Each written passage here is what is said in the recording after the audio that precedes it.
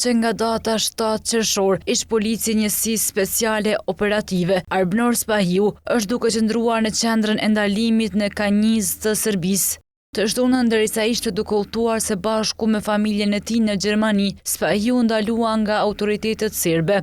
Avokati Arjanit Koci ka treguar për TVN se Spahiu është intervistuar gjatë pasdites nga prokuroria. Autoritetet serbe, Koci tregon se u interesuan për rastin Banjska. Me tjerave ai është pyetur edhe për rastin Banjska, ky në atë kohë nuk ka qenë polic, se disa muaj më herët e ka lëshu detyrën, realisht diku rreth gati 1 vjet më herët e ka lëshu policin, ai jeton në Gjermani, është i martuar atje dhe e ka dhe lejen edhe vizën e punës. Kjo është një familje që shumë ka kontribu për Kosovën, pra edhe babë dhe djalë polic. Shteti nuk po ja u kthen si duhet atë kontributin.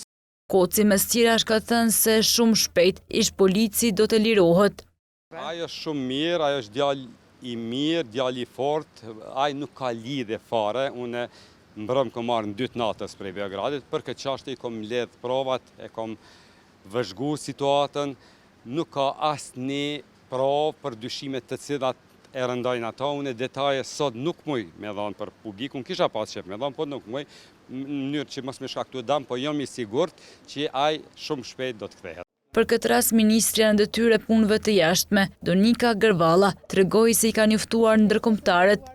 Kemi informuar edhe në Kosovë, edhe në Beograd misionet e huaja diplomatike, kemi kërkuar ndihmën e tyre, kemi kërkuar qartësi dhe shpresojmë që çështja mundësisht sot të sqarohet, pra ai mos mbahet fare për 48 orë, por më lejoni që të bëj edhe një herë thirrje për një kujdes të veçantë për të gjithë ata që tani që po afrohet vera kalojnë nga Serbia. Javë më parë, autoritetet serbe kishin ndaluar për 7 orë edhe ish deputetin e lëvizjes vetëvendosje Gramos Agushollin, të cilin e kishin pyetur për lidhshmërinë e tij me kreun e partisë Albin Kurtin, si dhe rreth UÇK-s.